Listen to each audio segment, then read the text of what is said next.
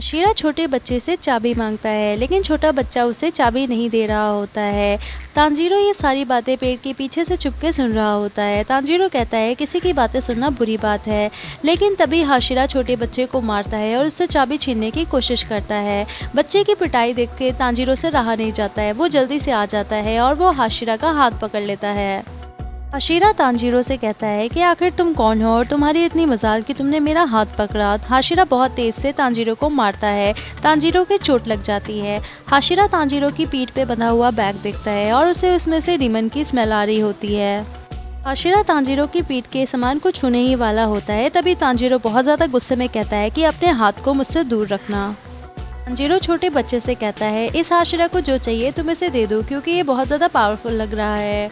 छोटा बच्चा कहता है भले मेरी जान चली जाए, लेकिन मैं एक चाबी तुम्हें नहीं देने वाला। हाशिरा छोटे बच्चे से कहता है तुम बहुत ही ज़्यादा बेवकूफ़ हो, तुम्हारी वजह से मेरा इतना ज़्यादा टाइम ख़राब हो गया है। तुम्हें पता नहीं है हाशिरा का टाइम कितना ज़्यादा इंपॉर्टेंट होता है। तुम जैसे स्वॉर्ड्समिथ क्या जाने कि हाशिरा को कितने काम करने होते हैं। हाशिरा यहाँ पे बच्चे से चाबी मांगता है। हाशिरा को चाबी तो नहीं मिलती है, लेकिन तांजीरो से एक अच्छा खासा हाई फाइव मिल जाता है। तांजीरो कहता है तुम्हारे सामने एक छोटा बच्चा है और तुम इतनी बेरहमी से उससे कैसे सवाल जवाब कर सकते हो, और अगर तुम्हें उससे कुछ चाहिए भी तो तुम्हें प्यार से मांगना चाहिए। तांजीरो गुस्से में हाशिरा से कहता है कि तुम खुद को बहुत ज़्यादा स्मार्ट समझते हो और तुम सोचते हो सारा काम डीमन स्लेयर्स के पास में ही होता है, लेकिन ये स्वॉर्ड्समिथ अगर तुम्हें तलवार बना करके नहीं देंगे तो तुम किसी काम के नहीं रहोगे। इसलिए सबकी अपनी इंपॉर्टेंस होती है, तुम्हें किसी को भी अपने सामने छोटा नहीं समझना चाहिए। यहाँ पे हाशिरा कहता है बहुत हुई तुम्हारी बकवास, मुझे तुम्हारी बकवास नहीं सुनी है, और यहाँ पे वो तांजीरो को बेहोश कर देता है। छोटा बच्चा तांजीरो को जगाने की कोशिश करता है, तभी वहाँ पे हागा नेजुका आते हैं और उन्हें जैसे ही पता चलता है तांजीरो की आंख खुलने वाली है, वैसे ही वो वहाँ से गायब हो जाते हैं। तांजीरो उठते ही छोटे बच्चे से पूछता है कि अभी यहाँ पे हागा नेजुका आए थे क्या, तुमने उन्हें देखा है? बच्चा झूठ बोलता है और तांजीरो से कहता है नहीं, अभी तो मैंने किसी हागा नेजुका को नहीं देखा है, हो सकता है तुम सपना देख रहे हो। तांजीरो कहता है हाँ हो सकता है मैं सपना देख रहा हूँ, लेकिन फिलहाल तुम मुझे ये बताओ वो हाशिरा कहाँ है। बच्चा तांजीरो से कहता है मैंने वो चाबी हाशिरा को दे दी है और हाशिरा उस चाबी को लेकर के यहाँ से चला गया है। तांजीरो कहता है कि क्या तुम्हारे लिए वो चाबी बहुत ज़्यादा इम्पोर्टेंट थी? तांजीरो बच्चे से पूछता है अभी यहाँ पे जो एक इंसान खड़ा था वो कहाँ पे है? तभी बच्चा कहता है वो एक मैकेनिकल डॉल है जिसको 108 मूव्स आते हैं फाइटिंग के, और हाशिरा उसी मैकेनिकल डॉल की चाबी के साथ उसे लेकर गया है उससे फाइट करने के लिए और अपनी स्किल्स को इम्प्रूव करने के लिए। तांजीरो और बच्चा देखते हैं कि हाशिरा बहुत अच्छे से फाइट कर रहा है उस मैकेनिकल डॉल के साथ में। तांजीरो बच्चे से कहता है मुझे लगता है मैं तुम्हारी डॉल को जानता हूँ। बच्चा कहता है ये तो बहुत ज़्यादा साल पुरानी है और ये शेनगोकू के टाइम की है, जो कि 300 साल पहले की है, और मुझे नहीं लगता तुम्हारी उम्र भी इतनी है जो तुम इसे जान सकते होगे। तांजीरो को यहाँ पे कुछ समझ नहीं आ रहा होता है, क्योंकि उसे ऐसा लग रहा होता है वो इस डॉल को जानता है। बच्चा बहुत ज़्यादा दुखी होता है क्योंकि उसकी पूरी फैमिली ख़त्म हो चुकी होती है और उसकी फैमिली का ये एक लास्ट वर्च्यू जो कि ये मैकेनिकल डॉल थी यही उसके पास होती है। बच्चा कहता है मुझे तो इस डॉल को बनाना भी नहीं आता है और मैं नहीं जानता इस डॉल को अगर कुछ हो गया तो मैं इसके बाद में क्या करूँगा। तांजीरो समझ जाता है कि ये बच्चा इतना ज़्यादा दुखी इसलिए है क्योंकि ये उसकी फैमिली की आखिरी निशानी है। मिस्ट हाशिरा, जिसकी एज अभी लगभग तांजीरो के बराबर होती है, वो बहुत ही ज़्यादा स्मार्ट और टैलेंटेड लग रहा होता है और वो बहुत ही ज़्यादा स्किलफुली उस मैकेनिकल डॉल से लड़ रहा होता है। तांजीरो को याद आ जाता है उसने इस मैकेनिकल डॉल को अपने सपने में देखा था। तांजीरो ये बात छोटे बच्चे को बताता है। छोटा बच्चा पहले तो कुछ समझ नहीं पाता है, लेकिन फिर वो समझाता है तांजीरो को हो सकता है तुम्हारे पूर्वजों की याददाश्त तुम्हारे पास हो। बच्चा तांजीरो को बताता है ये मैकेनिकल डॉल किसी डीमन स्लेयर के ऊपर बेस्ड है जो कि बहुत ही ज़्यादा फेमस था अपने टाइम पे, और हो सकता है तुम्हारे एंसेस्टर्स की मेमोरी तुम्हारे पास हो जिसकी वजह से तुम इसे सपने में अपने देख पाए हो।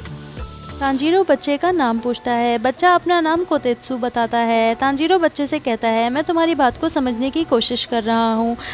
तभी तांजीरो की नज़र मैकेनिकल डॉल के ऊपर जाती है जो कि अभी पहले से ज़्यादा डैमेज हो चुकी होती है, और इतना ज़्यादा डैमेज देखने के बाद में बेचारा कोतेत्सु तो रोने लग जाता है और जंगल में जाकर के बहुत देर तक रोता है। तांजीरो उस बच्चे को समझाता है कि तुम्हें हमेशा अपनी लाइफ में अपने गोल सेट करने चाहिए।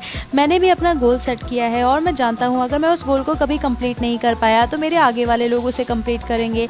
इसलिए तुम जो कुछ कर सकते हो इस टाइम अच्छा उसे ज़रूर करना चाहिए और किसी भी चीज़ के रिजल्ट से डरना नहीं चाहिए। तांजीरो की बातें सुन के कोतेत्सु में थोड़ी हिम्मत आ जाती है और वो अपनी मैकेनिकल डॉल को देखने के लिए जाता है। जब वो दोनों मैकेनिकल डॉल को देखने जा रहे होते हैं तब वो देखते हैं हाशिरा जा रहा होता है और उसकी फ़ाइट कंप्लीट हो चुकी होती है। हाशिरा जाने से पहले कोतेत्सु से कहता है, मैंने तुम्हारी मैकेनिकल डॉल की स्वॉर्ड ले ली है क्योंकि मेरी स्वॉर्ड टूट चुकी है। कोतेत्सु बहुत ज़्यादा दुखी होता है क्योंकि उसे लगता है उसकी मैकेनिकल डॉल ख़राब हो चुकी है। कोतेत्सु की आंखों में आंसू भर जाते हैं और वो रोने लग जाता है। तभी तांजीरो कोतेत्सु को हिम्मत दिलाता है और उससे कहता है, तुम्हारे पास चाबी है, तुम एक बार इसे लगा के ट्राई करो, हो सकता है ये चल जाए। कोतेत्सु मैकेनिकल डॉल में चाबी लगाता है और वो मैकेनिकल डॉल फिर से स्टार्ट हो जाती है, जिसे देख करके तांजीरो और कोतेत्सु बहुत ज़्यादा खुश हो जाते हैं। तांजीरो को इतना ज़्यादा खुश देख करके कोतेत्सु कहता है, मैं आज से तुम्हें ये डॉल देता हूँ और मैं चाहता हूँ तुम इतनी ज़्यादा प्रैक्टिस करो कि तुम जो अभी हाशिरा आया था उसे हराने के लायक बन जाओ। तांजीरो के लिए ये बात शौक से कम नहीं होती है। कोतेत्सु कहता है तांजीरो से, तुम्हें प्रैक्टिस करना स्टार्ट कर देना चाहिए। तांजीरो की प्रैक्टिस को कोतेत्सु ही हैंडल कर रहा होता है। तांजीरो बार बार ट्राई करता है और वो उस मैकेनिकल डॉल से हर बार हार जाता है। यहाँ पे तांजीरो को समझ में नहीं आ रहा होता है कि वो आखिर ऐसा क्या करे कि वो उस मैकेनिकल डॉल से लड़ पाए। तभी कोतेत्सु तांजीरो को इंस्पायर करता है और कहता है, तुम इस मैकेनिकल डॉल को जितना बुरा भला कहना चाहते हो कह सकते हो। तांजीरो कहता है, नहीं मैं ऐसा नहीं कर सकता और तुम बच्चे हो, तुम्हें ऐसी बातें नहीं करनी चाहिए। कोतेत्सु कहता है, तुम्हें ऐसा करना ही होगा अगर तुम्हें इसे जीतना है। तांजीरो फिर से एक बार हार जाता है मैकेनिकल डॉल से। तांजीरो खुद को मिस हाशिरा से कंपेयर कर रहा होता है और सोचता है मिस हाशिरा बहुत ज़्यादा परफेक्ट था। कोतेत्सु तांजीरो को बिल्कुल भी रेस्ट नहीं करने देता है। कोतेत्सु तांजीरो को कहता है, अगर आज तुम इस मैकेनिकल डॉल से हार गए तो मैं तुम्हारा रात का खाना कैंसिल कर दूंगा। तांजीरो को यहाँ पे बच्चे पे बहुत ज़्यादा गुस्सा आती है और उसे समझ में नहीं आ रहा होता है वो इस बच्चे को कैसे समझाए कि हर एक इंसान की अपनी लिमिट्स होती हैं और वो उनमें ही काम कर सकते हैं। तभी रात को बारिश होती है जिसमें तांजीरो जी भर के पानी पीता है और फिर वो नेक्स्ट डे फाइट पे चला जाता है। बहुत ज़्यादा भूखा होने की वजह से तांजीरो के पास बिल्कुल भी एनर्जी नहीं होती है और वो अच्छे से फाइट नहीं कर पाता है।